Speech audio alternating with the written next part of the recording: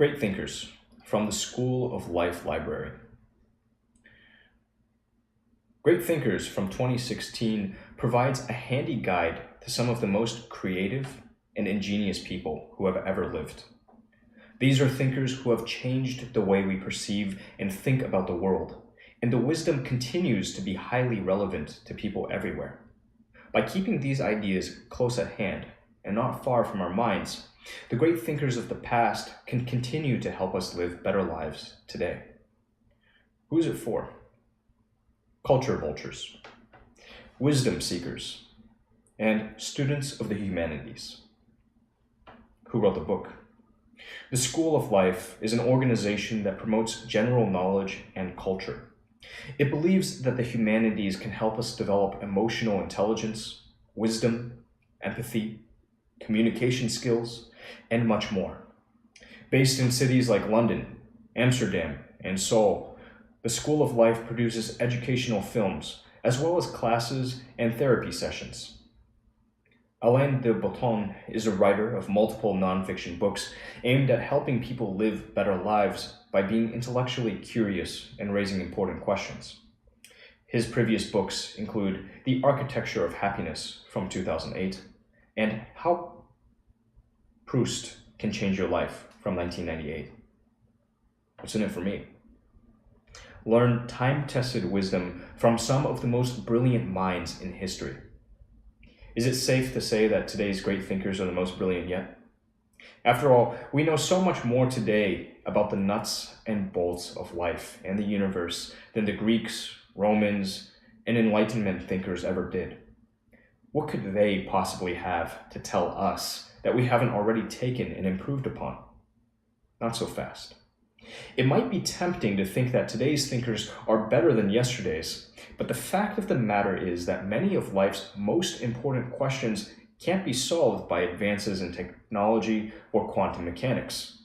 Figuring out what's truly important in life and how to deal with all the quirks that makes us so human are just a couple of eternal problems that continue to benefit from the wisdom left behind by previous generations. As these blinks will prove, there's tremendous insight to be gained by looking to the great minds of the past.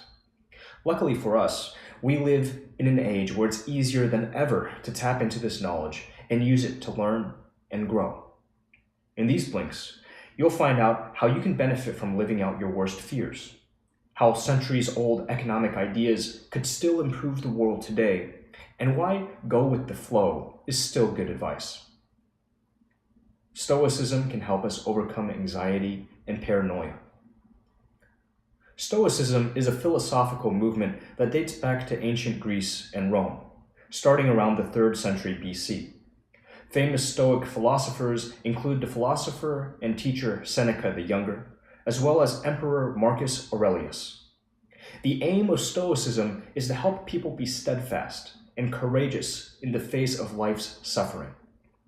Since the Stoics believed that the one true source of pleasure in life is virtue, they saw little sense in getting overly emotional about life's many ups and downs.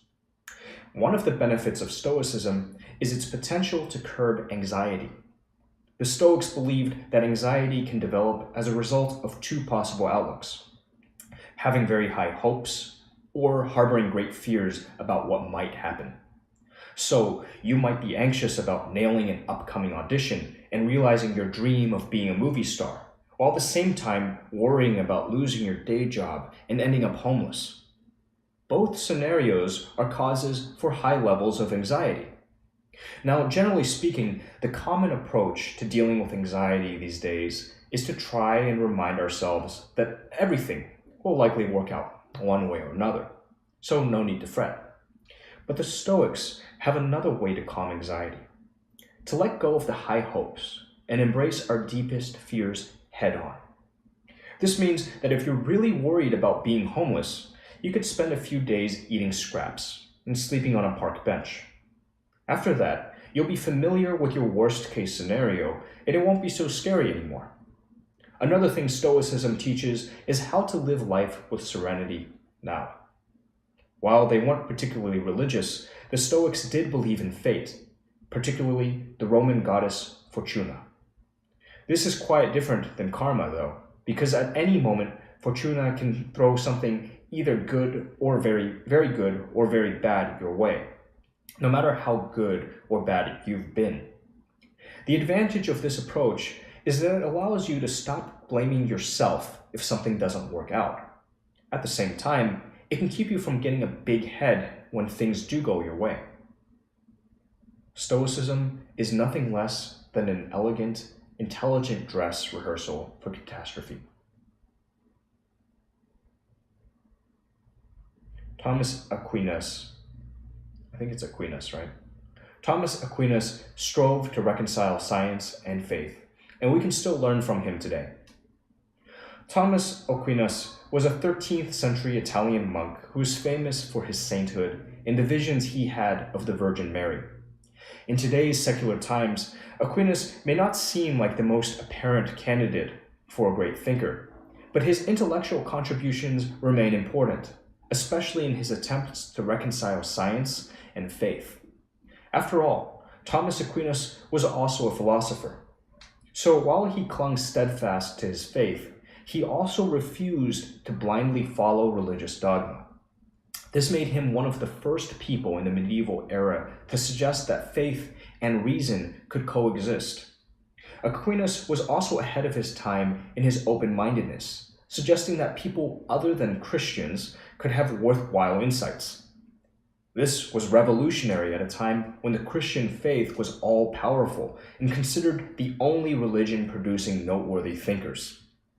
According to Aquinas, there were two laws at work in the world: natural law, which we can comprehend through reason, and eternal law, which requires faith.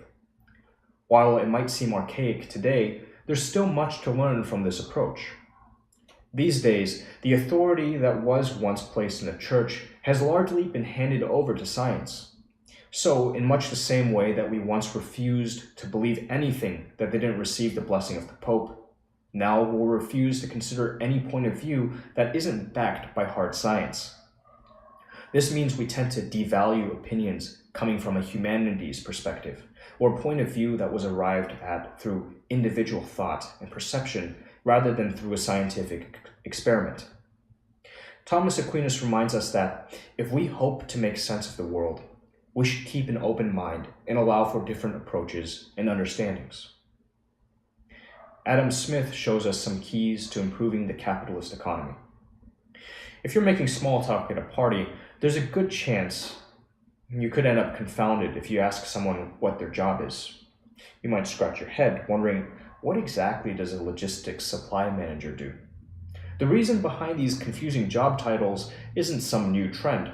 It's actually the result of job specialization, an occurrence that was first identified by the 18th century Scottish philosopher and economist Adam Smith. In fact, much of what Smith observed those many years ago is still relevant today, but his insight into the benefits and potential dangers of job specialization are particularly noteworthy. Smith recognized that societies no longer had one family in the community baking the bread, and another family building the houses, and so on. Individuals were now specializing in one specific task, like bricklaying, and performing it for the whole community.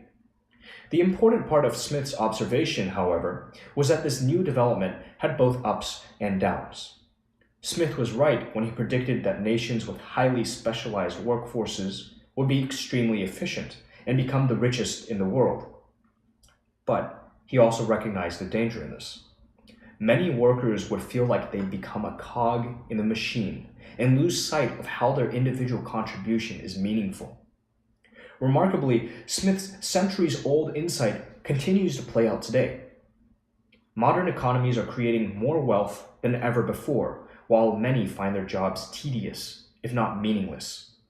A company could have 100,000 employees spread across several continents, each working on different parts of a project, with no understanding of how their efforts fit into the finished product. This is why Smith has some sage advice for managers and CEOs. Make sure your workers are well informed, and that they understand how their individual contribution is important to the overall success of the enterprise. Smith was also a champion of capitalism, as long as the profits found their way back into important social programs.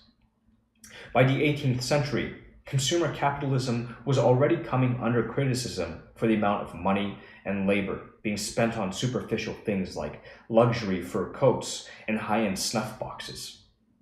Plenty of people had a problem reconciling these things alongside the poor people who were starving in the streets. But Smith defended the capitalist system and reminded people that it could work for everyone as long as the surplus wealth was used for programs that offered social support to the most needy members of society.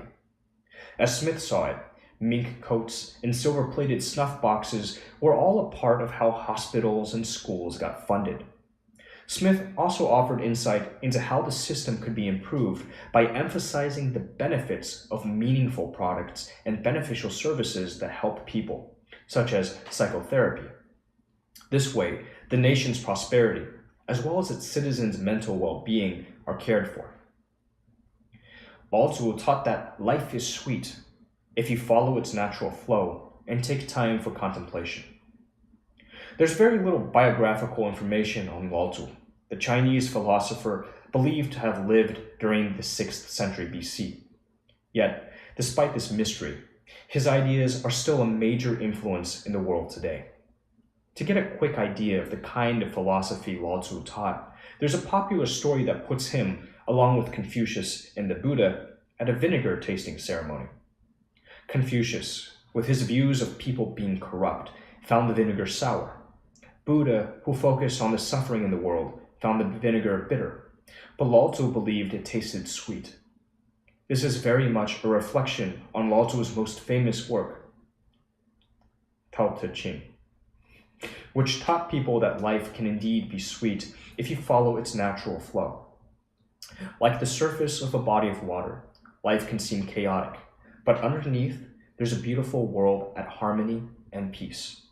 And to reach this state of natural, harmonious flow is to be at one with the Tao, or the way of the world.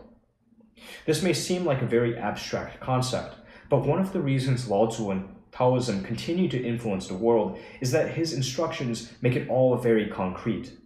Central to the Taoist philosophy is the understanding that a seemingly complex world can become simple when the mind is quiet. And when a simple, beautiful life is full of contemplation, we can achieve real wisdom. So let go of all your busy plans and appointments, and instead take the time to actually experience the world. Lao Tzu also teaches us that nature has its own rhythm and pace that we should follow rather than resist. When you follow the Tao, everything will come at its natural time, and there's no point trying to rush things. Some good examples of this are the grieving process following the loss of a loved one. For many, this is considered a terrible time, so they try to get it over with as quickly as possible. In other instances, you may try to cut corners in the learning process or attempt to form a lasting new relationship overnight. But unless you want a life full of stress and strain, you need to surrender to the rhythm of life and let these things happen in their own natural way, which takes exactly as long as it needs to, and not a minute less. For Lao Tzu, the best way to attune yourself to this natural rhythm is to observe nature. So the next time you're out and about, remind yourself not to rush through your day or your life. Take a moment to sit and admire the beauty of the trees or the clouds in the sky. When I let go of what I am, I become what I might be. Lao Tzu. Through her anthropological research, Margaret Mead taught us much about sexuality and gender. A common mistake can be to think of the world in black and white terms, like looking at modern technology as being entirely good and the ways of past societies as being entirely bad or useless. The great thinker Margaret Mead found great insight through anthropological research, and her work shows that there's much to be gained from the ways of more traditional societies. In particular, Mead's 1928 book, Coming of Age in Samoa, revealed that Western cultures may not have the healthiest perspective on sexuality. Mead's book examines the lives of teenage women in Samoa. who she found to be far more relaxed about sexual matters, including masturbation and homosexuality, than American teenagers. She discovered that Samoan women would learn about these matters as children, and none of it was treated as being shameful. Most had even witnessed adults having sex by the time they entered their teens. Mead also found far more relaxed attitudes about adultery. If a Samoan man slept with another man's wife, he was expected to beg on his hands and knees until the husband granted forgiveness. This forgiveness was usually granted by nightfall, at which time the community would gather to throw a party. So, while Western society commonly attributes the stress of being a teenage girl to raging hormones, Mead found that Samoan teenagers with those very same hormones had none of the same anxieties. She could therefore deduce that the stress was likely the result of modern conditioning and many societies' repressed attitudes towards sex.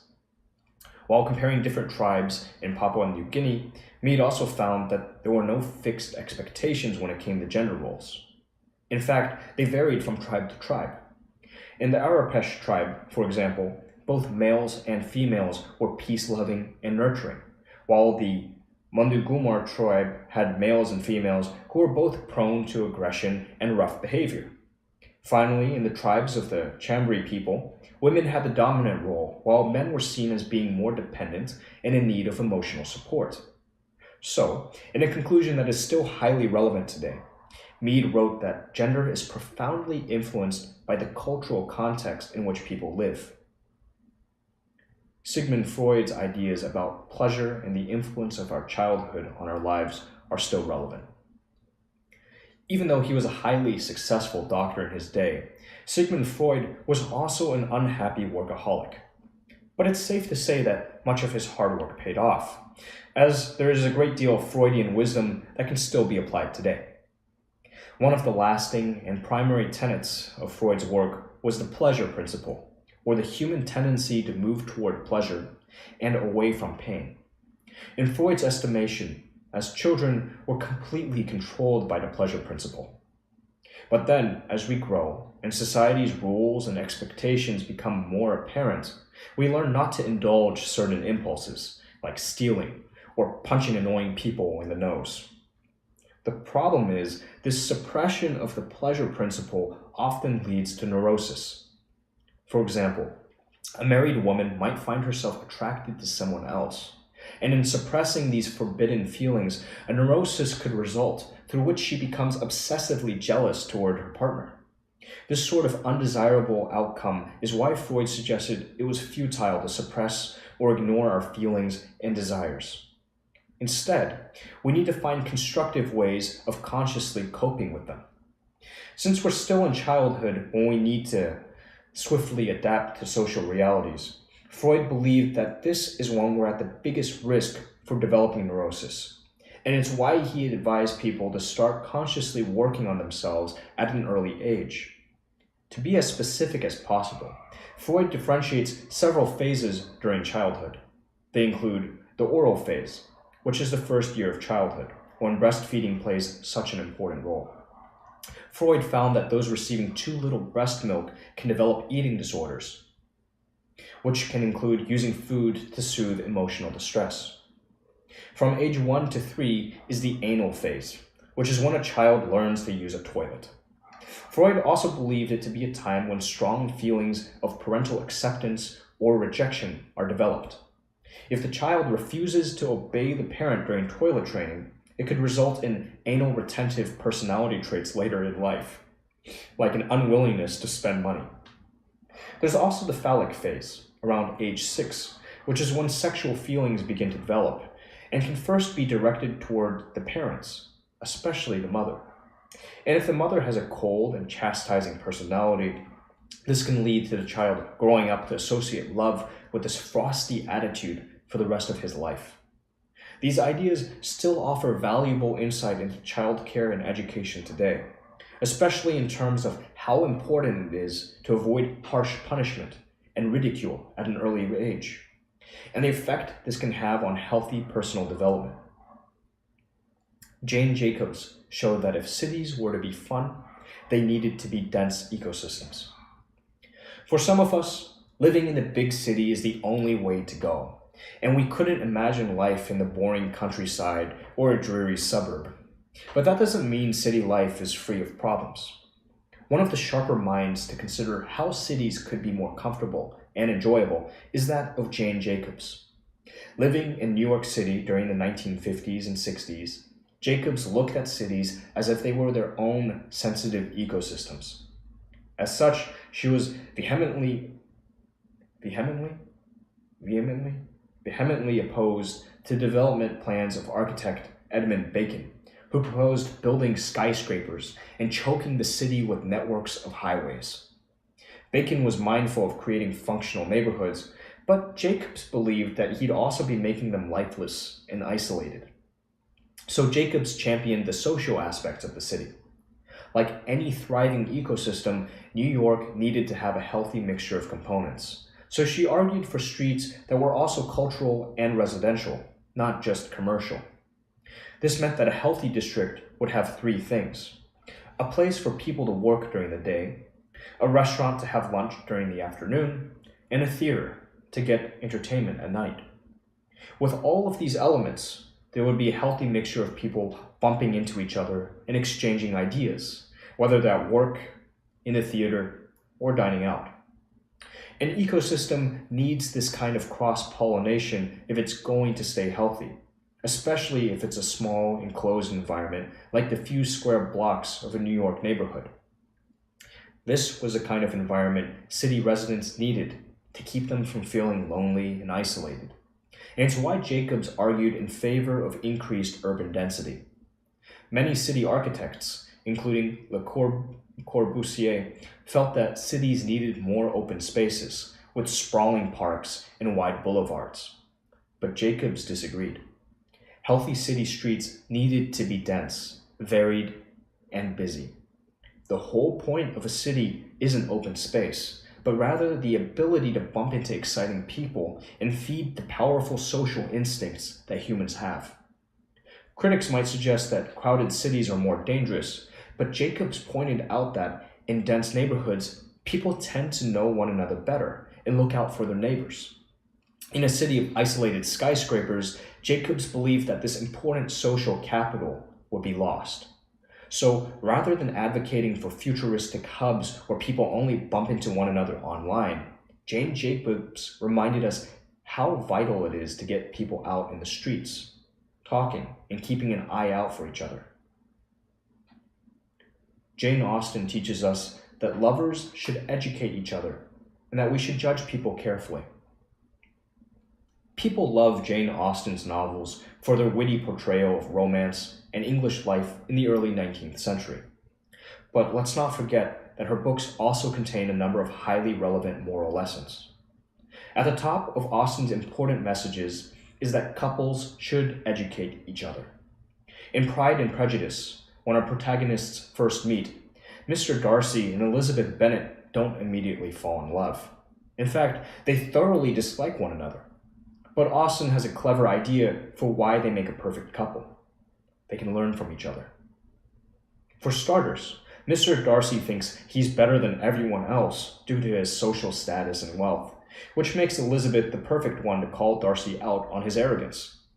Of course, he is initially offended, but comes to realize how right she was. As for Elizabeth, she benefits from Darcy's refined taste and worldly knowledge, while their relationship also allows her delicate sensibilities to warm his cold, analytical nature. By the end, Austen's moral message is clear. Love isn't about accepting a partner just as they are. It's about helping each other mature and become better people.